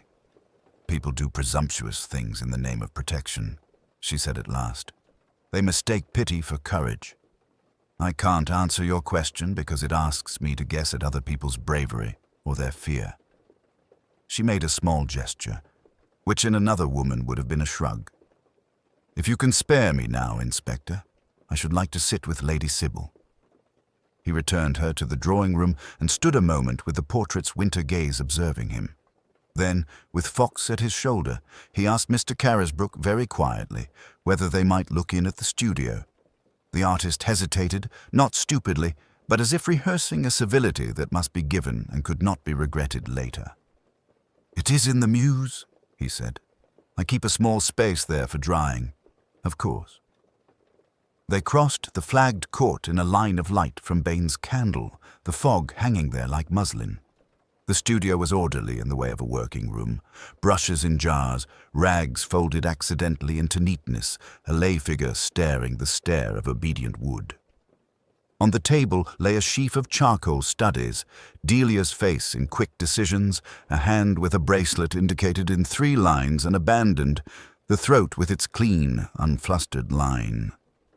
Alleyn touched none of these, but looked at the canvas, leaning against the wall, a first version, half scrubbed away, its surface showing that nervous shimmer of changes, the dress discernible beneath a haze of neutral paint, the suggestion of a necklace corrected into the line of the cloak's fastening.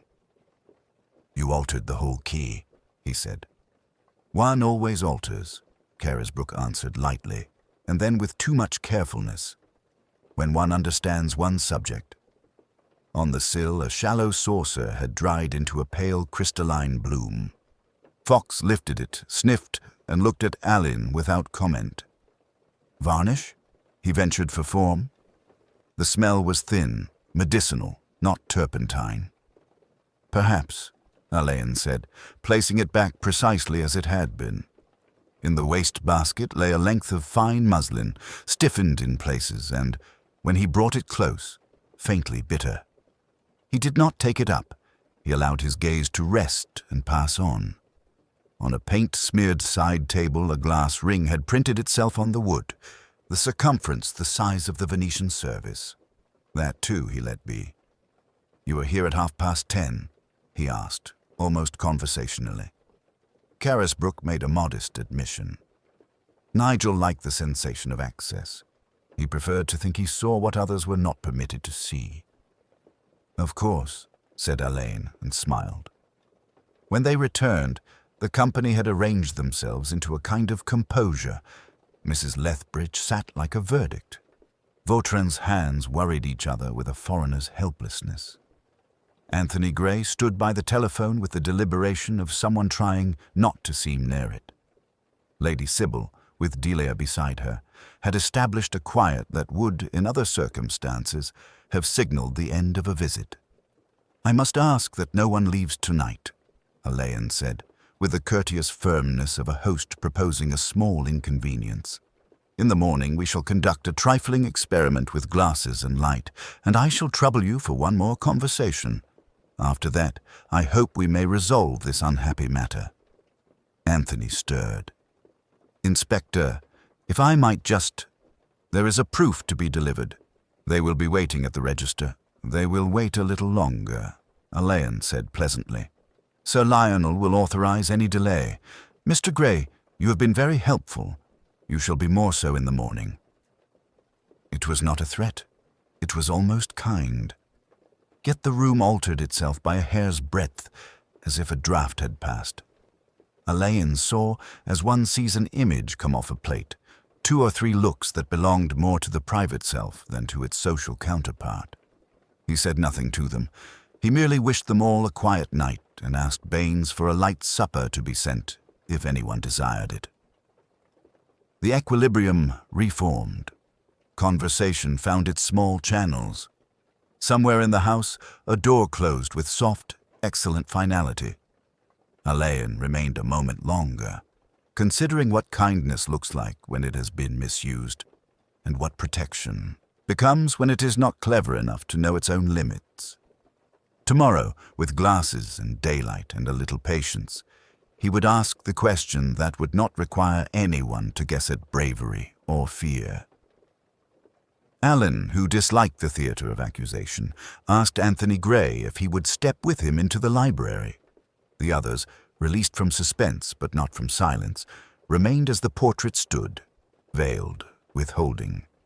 Fox closed the door with a serviceable discretion that belonged as much to good households as to the yard. The library, uncurtained to the pallid noon, received them without comment.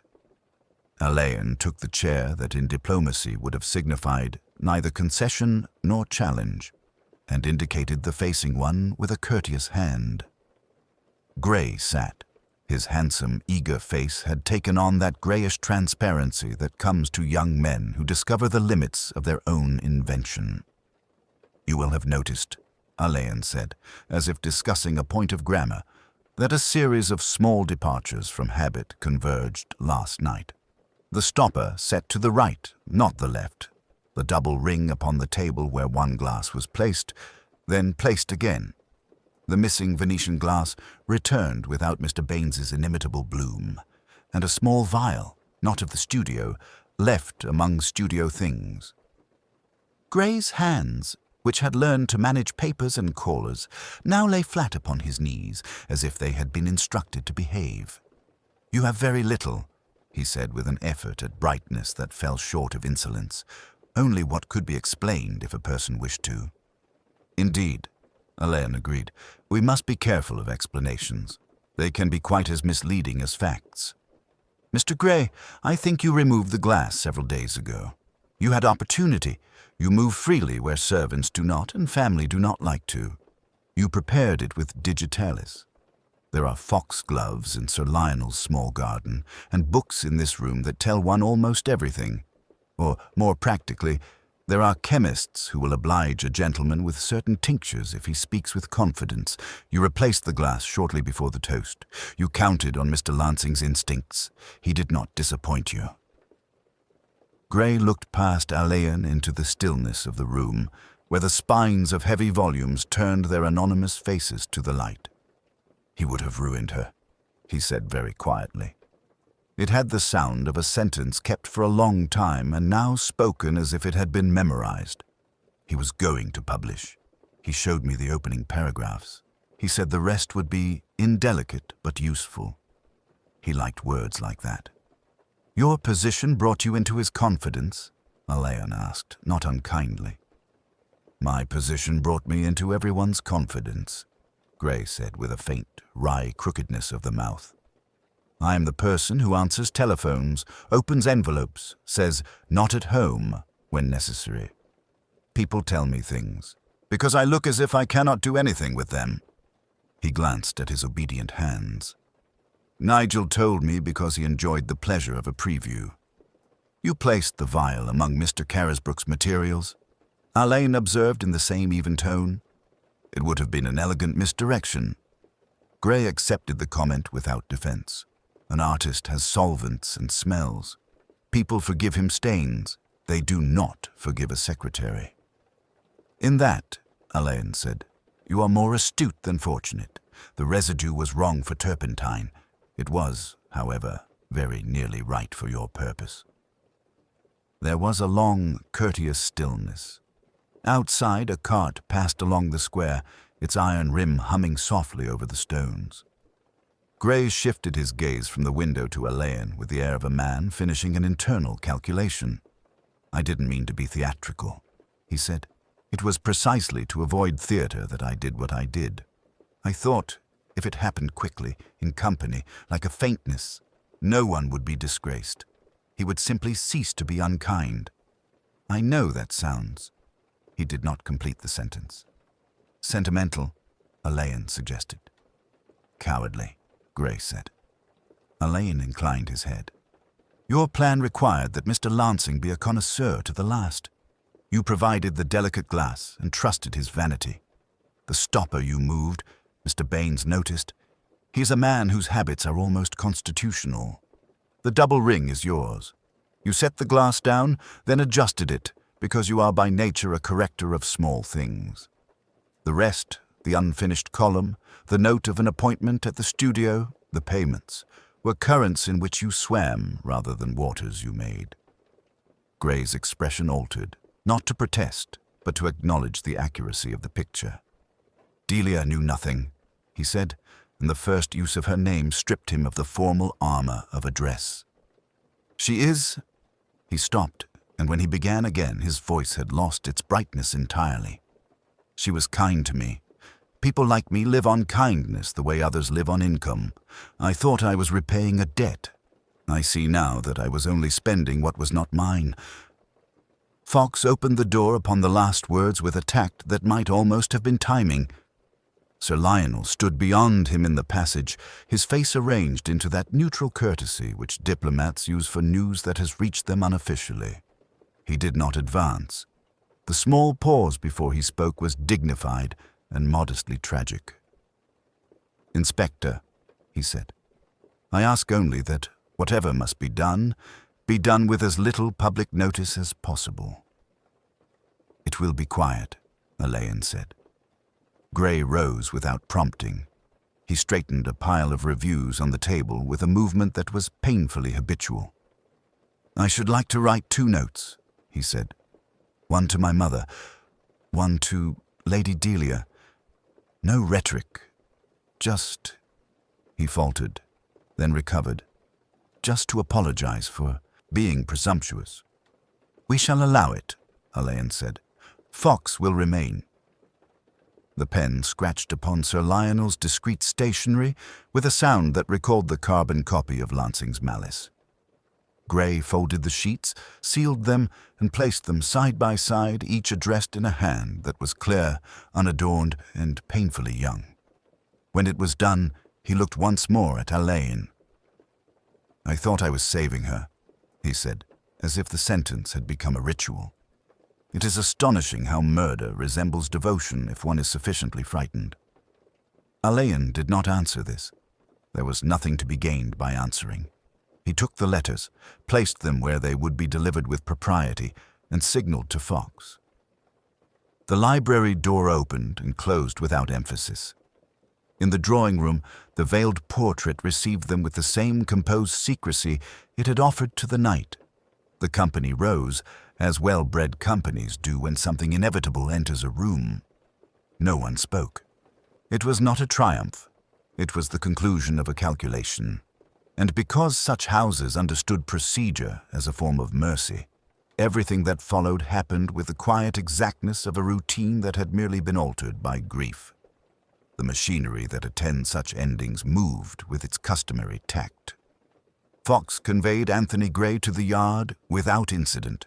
A magistrate, grave and impersonal, heard the charge in a room where justice was measured out like drafts from an apothecary's scale. There was no dramatics, no declaration. Gray's answers were simple and sufficient. The remand was granted. The newspapers, having scented sensation, were quietly diverted by Sir Lionel's solicitor into a column of controlled statements. Critic dies at private gathering. Inquiry proceeds. A language that said everything to those who understood it and nothing at all to those who required facts spelled out. At the house, routines reasserted themselves in a manner that was not quite the same as before. Baines returned the decanter to its cabinet, the stopper to its precise left-hand berth. He did it without emphasis, but with a fidelity that was, in its way, a benediction. Mrs. Hartwell oversaw the removal of the black silk from the portrait after the coroner had concluded his preliminary view, then replaced it at Sir Lionel's quiet request. Such coverings were, after all, for the living. Dr. Pemberton's report, when it arrived, was as unemotional as official prose can be. Digitalis confirmed, concentration consistent with preparation from leaf.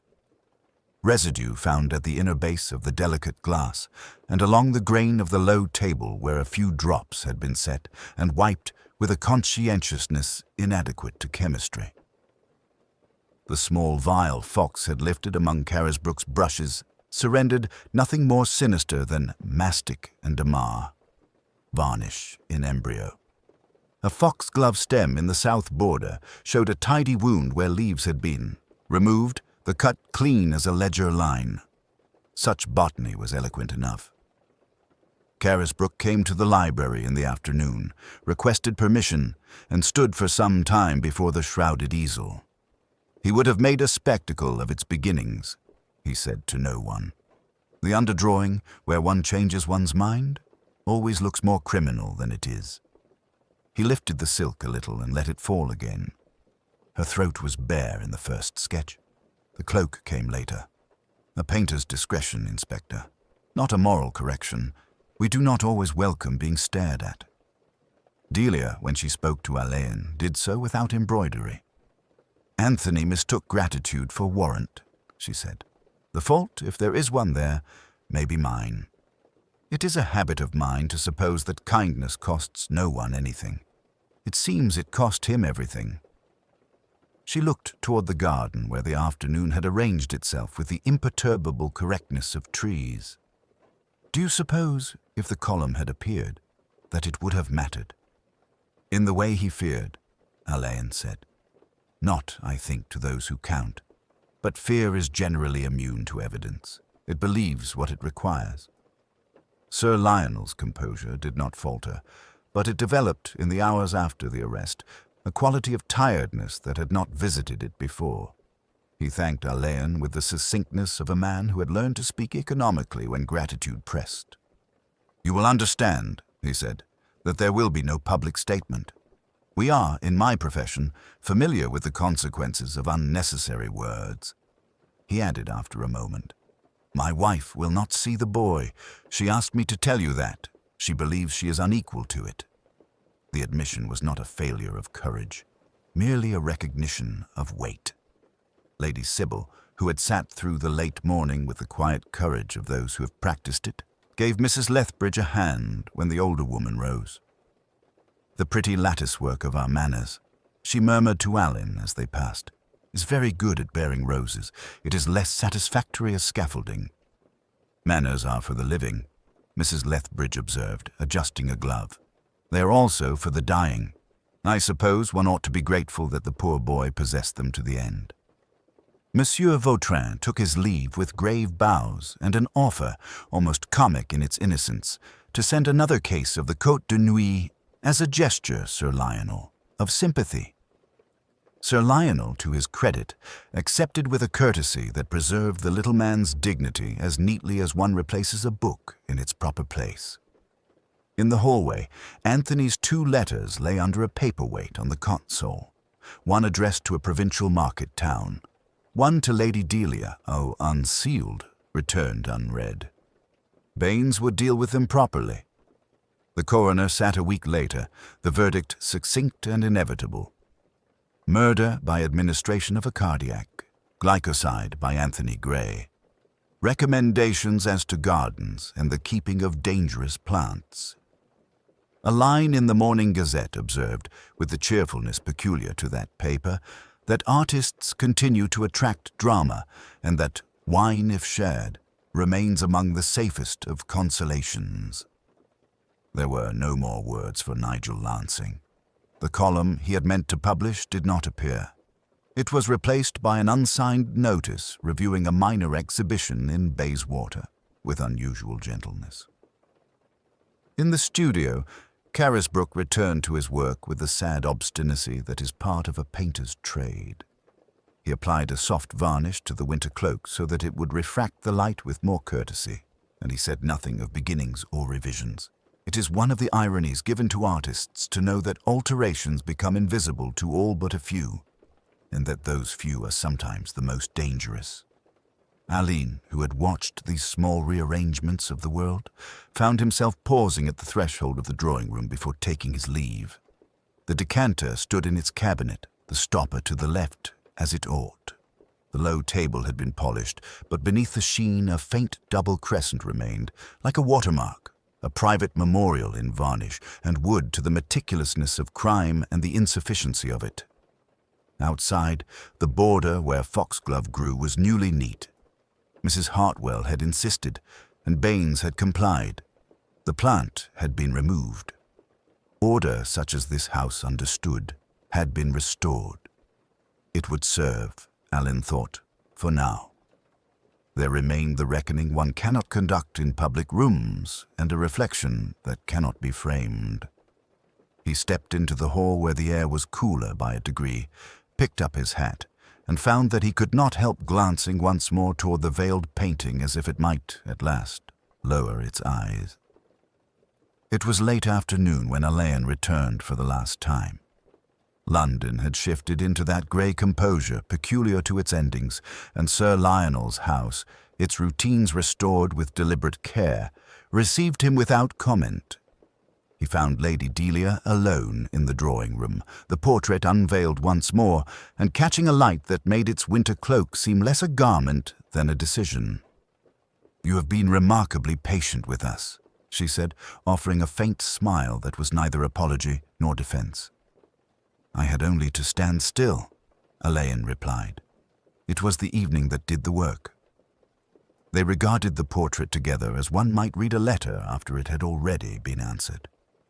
From this angle, the layered paint revealed nothing remarkable.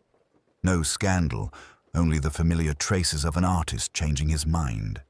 The more one looked, the less one found to startle. Delia's likeness held its poise. The sitter had not confessed. The painter had not repented. It was, in the end, a good picture. "Mr. Carisbrooke came this morning," Delia said. "He asked to see whether it still pleased me. I told him that every choice is visible to someone if they insist on looking long enough." Critics make a profession of such insistence, Alleyn murmured. The rest of us do what we can to live with the result. She lowered her gaze to the low table. The faint double crescent in its polished surface had resisted Mrs. Hartwell's ministrations. I shall have that scratched out, she said with sudden decision. Then reconsidered. No, let it be. It is the only true memorial to what occurred, more honest than flowers. He did not argue. There are marks the living require. Baines came and went with the noiseless authority of a man who put things right by returning them to habits. He placed the crystal stopper to the left of the decanter's resting place and withdrew as if committing a final correction to memory.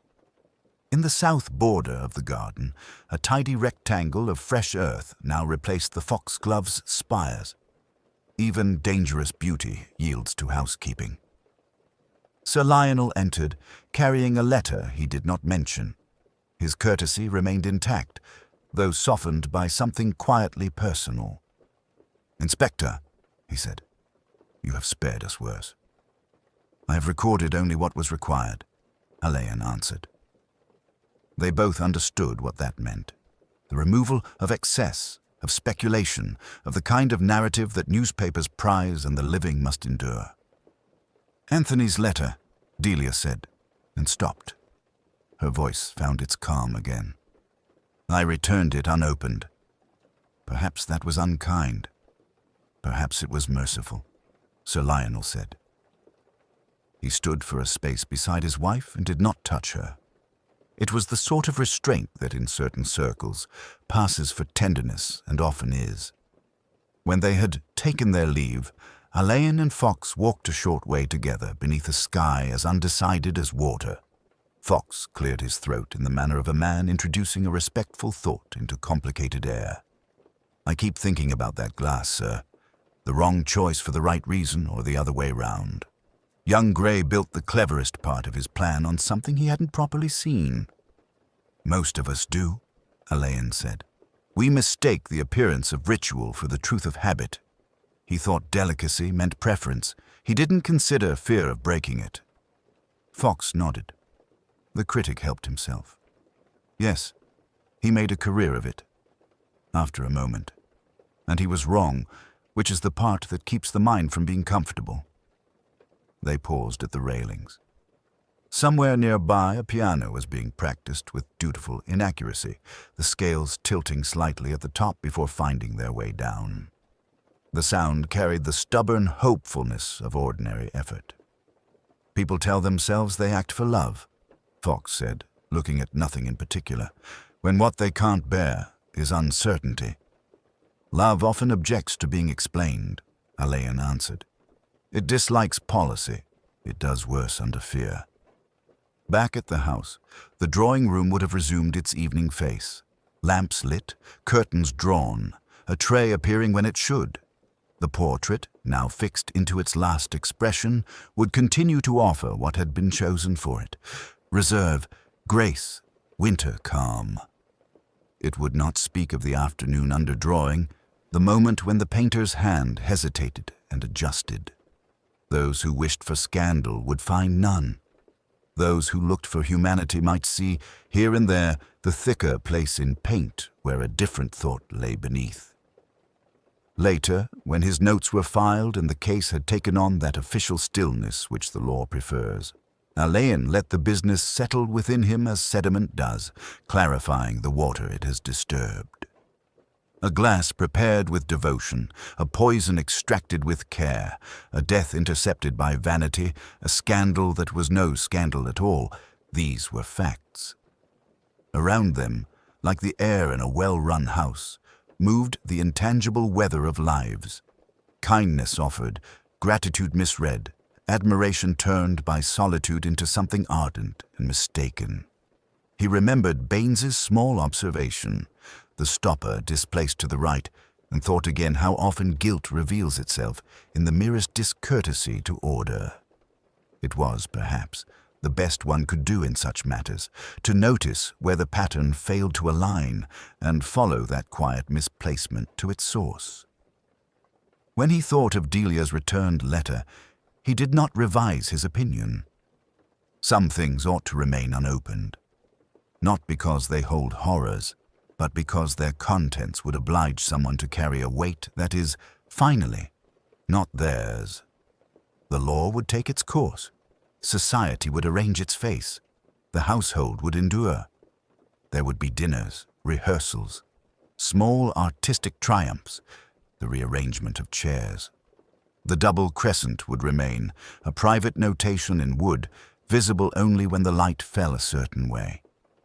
Alleyn, who had learned that the last word belongs as often to silence as to speech, let the case close upon that modest memorial. If there was a morale, it was not about poison or even about vanity. It was about the comfort of correct appearances and the trouble that begins when we ask them to bear meanings they were not built to carry. Outside, the evening drew its veil, neither ominous nor consoling, merely itself. He turned his collar up against a light wind and walked on, a tall figure moving easily through a city that keeps its own counsel. Somewhere behind him, a butler placed a stopper to the left. Somewhere ahead, a lamp took the match and made of it a patient flame.